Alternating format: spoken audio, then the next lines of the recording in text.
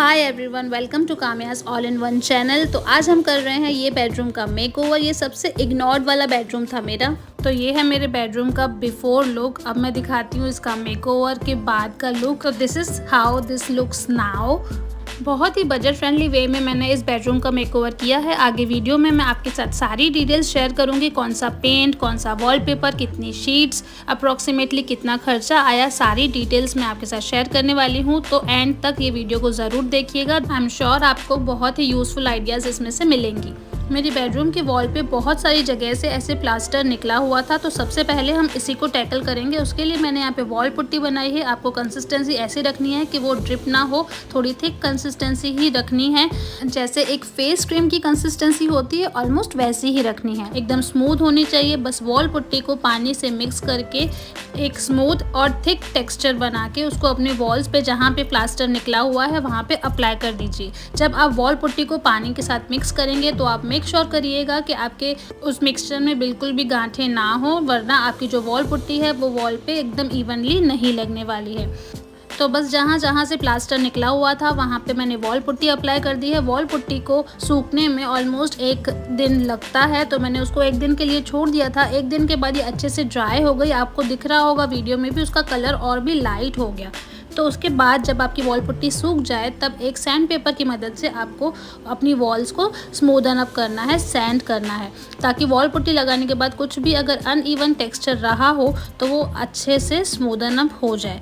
तो wall paint करना तो बहुत ईजी है, लेकिन मुझे ऐसा लगता है वॉल को प्रिपेयर करना ही सबसे मेन टास्क होता है। तो अगर आपका वॉल अच्छे से प्रिपेयर्ड है तो वॉल पेंट करने में ज़्यादा टाइम नहीं लगता है।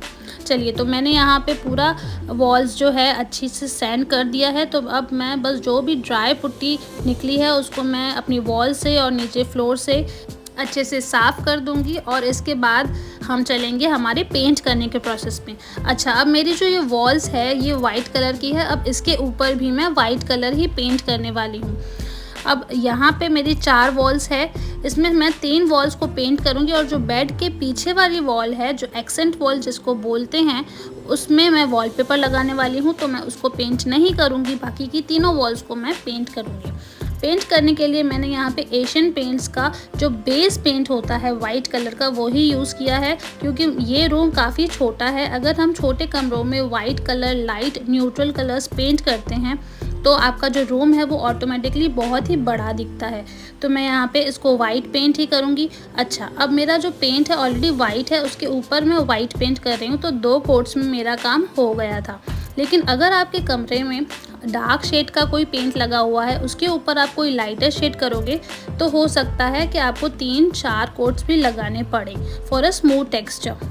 तो बस एशियन पेंट्स का जो बेस पेंट है उसमें मैंने थोड़ा सा पानी मिला के उस पेंट को डाइल्यूट किया है हल्का सा फ्लोई कंसिस्टेंसी में, और अपनी वॉल्स पे मैं लगाती जा रही हूँ। 2 कोट्स लगाने के बाद मेरी जो वॉल्स है एकदम रेडी हो गई थी। लेकिन मुझे याद आया कि यहाँ पे मुझे वॉलपेपर लगाना है, लेकिन जो ये साइड्स के 2 वॉल ब्रैकेट्स हैं ये मैं निकालना भूल गई थी, ये दोनों। तो इनको मैं अभी निकाल दूंगी।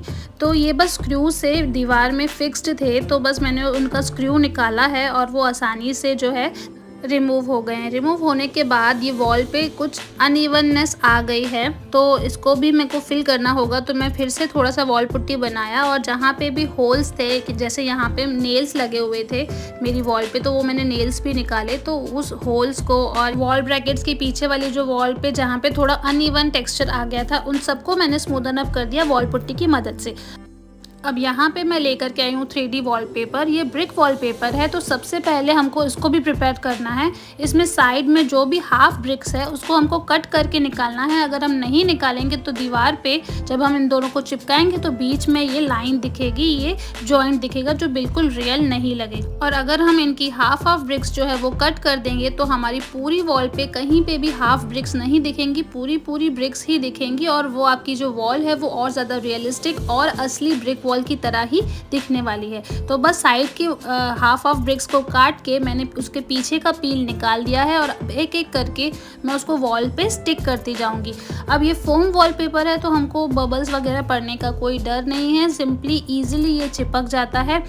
बस आपको ध्यान यही रखना है कि वॉल पे जहाँ पे आपका स्विच बोर्ड वगैरह हो वहाँ पे अच्छे से मार्किंग करके उस वॉलपेपर को उस एरिया से कट करके फिर लगाइएगा, ताकि आपका स्विच बोर्ड जो है वो बाहर आए। अच्छा, अब ये मेरी 10 बाय 10 फीट की वॉल है, तो यहाँ पे मेरी 19 शीट्स लग गई। मैंने 20 मंगवाई थी और यहाँ पे 19 लग गई, एक मेरे पास बची हुई है। मैं आपको सजेस्ट करूँगी कि आप अपनी वॉल के हिसाब से 1-2 शीट एक्स्ट्रा ही मंगवाइएगा, कि बाय चांस अगर आप जब लगा रहे हो तो कोई शीट आपसे बिगड़ जा रही है तो फिर से आपको ऑर्डर ना करना पड़े। क्योंकि कई बार क्या होता है कि एक दफ़े में तो वो सेलर एक जैसी शीट्स भेजता है, लेकिन जब आप दूसरे दफ़े उसी सेलर से वही शीट्स मंगाओगे तो हो सकता है वाइट कलर की शेड में थोड़ा सा डिफरेंस आए और फिर वो आपकी जो वॉल है वो बहुत डिफरेंट लगेगी। तो मैं आपको सजेस्ट करूँगी कि आप पहले ही थोड़ी एक्स्ट्रा शीट्स मंगवा के रख लीजिएगा। नीचे डिस्क्रिप्शन बॉक्स में इस वॉलपेपर की लिंक है और कितनी साइज़ की वॉल पे कितनी शीट्स लगेंगी वो सारी डिटेल्स भी मैंने डिस्क्रिप्शन बॉक्स में ऐड कर दी है। और इस वीडियो में जो भी चीज़ें मैंने यूज़ करी है सबके लिंक्स मैंने डिस्क्रिप्शन बॉक्स में मेंशन किए हुए हैं। तो दिवाली पे अगर आप भी अपने कमरे का मेकओवर करना चाहते हैं तो डिस्क्रिप्शन बॉक्स एक बार ज़रूर चेक करिएगा। अब ब्रिक वॉल को थोड़ा और रियलिस्टिक लुक देने के लिए मैंने वॉल पुट्टी में हल्का सा ब्लैक चॉक पेंट मिक्स किया है और एक ग्रे शेड बनाया है। अब इस पुट्टी को मैं वॉल ब्रिक्स के बीच में फिल कर दूंगी, ताकि जो हमारी ब्रिक वॉल है वो बहुत ही ज़्यादा रियलिस्टिक लगे और अच्छे से जो ये ब्रिक्स है वो हाईलाइट हो। अच्छा, जब आप इसको फिल करोगे तो ये थोड़ा सा डार्क लगेगा, तो सूखने के बाद ये लाइट कलर का शेड हो जाएगा। तो जो आपको शेड चाहिए तो उससे हल्का सा डार्क शेड बनाइएगा, क्योंकि पुट्टी सूखने के बाद वो थोड़ा सा एक शेड लाइटर हो जाएगी। तो ये अभी ब्लैक दिख रहा है, लेकिन जब ये ड्राई हो जाएगा तो थोड़ा सा हल्का लाइट ग्रे कलर का शेड हो जाएगा। मुझे ब्लैक एंड वाइट कलर की थीम बहुत ही अच्छी लगती है, तो इसलिए मैंने इनके बीच में जो है ग्रे कलर फिल किया है। लेकिन इसमें टेराकोटा का कलर, जो असली ईंट का कलर होता है, टेराकोटा का कलर बना के भी आप इसके बीच में फिल कर सकते हो, वो भी बहुत ही प्यारा लगता है। तो आपको आपके बेडरूम की जो भी कलर थीम रखनी हो वो कलर आप अपनी वॉल पुट्टी में मिला के इनके बीच में फिल करिए। वॉल पुट्टी सूख जाने के बाद ये देखिए एक शेड लाइटर हो गया और ये कुछ इस तरीके से दिख रहा है। अब वॉल टैकल करने के बाद मैं आ गई हूँ सीलिंग पे। बेड की दोनों साइड सीलिंग पे मैंने ड्रिल मशीन से ड्रिल कर दिए और ये हुक्स लगा दिए। यहाँ पे मैं लैम्प्स हैंग करूँगी। अब इनमें मैं वायरिंग वाले बल्ब्स नहीं लगाऊंगी, वायरलेस लाइट्स लगाऊंगी। तो उसके लिए मैं यहाँ पे 2 LED लाइट्स लेकर के आई हूँ। ये रिचार्जेबल लाइट्स है। इन लाइट्स को आप हैंग भी कर सकते हो और कहीं पे स्टिक भी कर सकते हो। तो स्टिक करने के लिए इन लाइट्स के साथ 2 मैग्नेट्स आते हैं। मैग्नेट्स के ऊपर टेप लगी हुई होती है, तो एक मैग्नेट जो है आपके लैंप के अंदर जाएगा, दूसरा इस लाइट के ऊपर लगेगा। इन लाइट्स को चार्ज करने के लिए वायर भी साथ में ही आती है, इसका लिंक डिस्क्रिप्शन बॉक्स में मेंशन्ड है। अब इस लैंप में होल दिया गया है बल्ब वगैरह लगाने के लिए। क्योंकि मैं इसमें रिचार्जेबल लाइट्स लगाऊंगी तो इस होल का मेरा कोई काम नहीं है, तो यहाँ पे मैं इसको कार्डबोर्ड से इस होल को कवर कर दूंगी। तो सबसे पहले मैं मैग्नेट के पीछे का ये टेप निकाल के एक मैग्नेट जो है इस कार्डबोर्ड के ऊपर लगाऊंगी। ये कार्डबोर्ड लैंप के अंदर जाएगा और दूसरा मैग्नेट लगेगा इस LED लाइट के ऊपर। तो बस सिंपली मैंने इसका टेप निकाला और लाइट के पीछे स्पेस दी गई है स्क्वायर वाली, वहाँ पे उसको स्टिक कर दिया। अब ये दोनों मैग्नेट्स हैं तो ये आसानी से चिपक जाएंगे। तो ये कार्डबोर्ड को अब हमें लैंप के अंदर स्टिक करना है। तो उसको स्टिक करने के लिए मैंने यहाँ पे हॉट ग्लू गन का इस्तेमाल किया है। हॉट ग्लू गन में भी बहुत सारी ग्लूज आती हैं। मैंने बहुत हैवी ड्यूटी वाली जो ग्लू होती है उसका इस्तेमाल किया है, येलो वाली। इसकी भी लिंक डिस्क्रिप्शन बॉक्स में मेंशन्ड है। ये अच्छे से स्टिक हो गया है। मैं अभी आपको इसके अंदर लाइट डाल के दिखाती हूँ। ये आसानी से ऐसे दोनों एक दूसरे के साथ स्टिक हो जाएंगे और आपका लैंप ऐसे सुंदर दिखेगा। अब इसको हैंग करने के लिए मैंने यहाँ पे बैम्बू की स्ट्रिंग्स ली है। ये मैंने लोकली परचेस की है। इनकी मदद से हम लैंप को सीलिंग से हैंग करेंगे।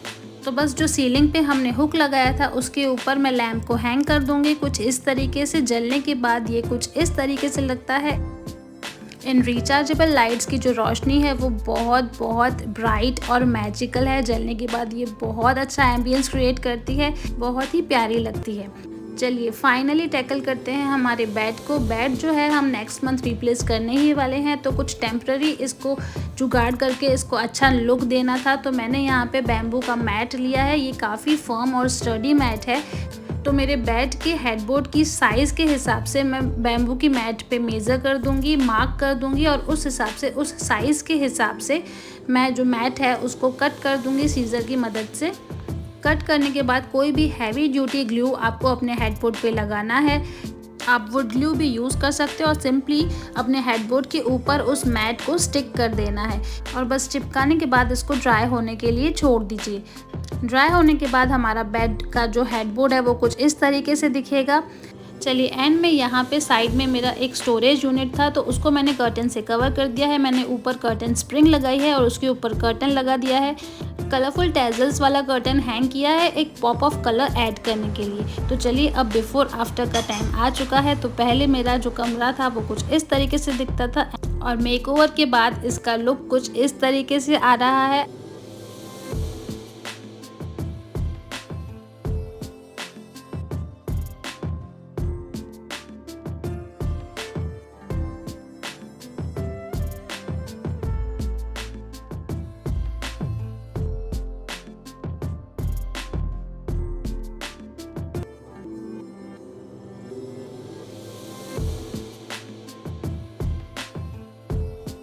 चलिए तो that's it for today's video. I hope you enjoy today's video और आपको कुछ सीखने को मिला होगा। आगे बहुत सारे मेकओवर वीडियोस मैंने आपके लिए प्लान करके रखे हैं जिसमें बहुत ही यूनिक और बजट फ्रेंडली आइडियाज़ मैं आपके साथ शेयर करने वाली हूँ। तो make sure you subscribe my YouTube channel so that you can get notification of all my future videos. Thank you so much for watching. Thank you and bye bye.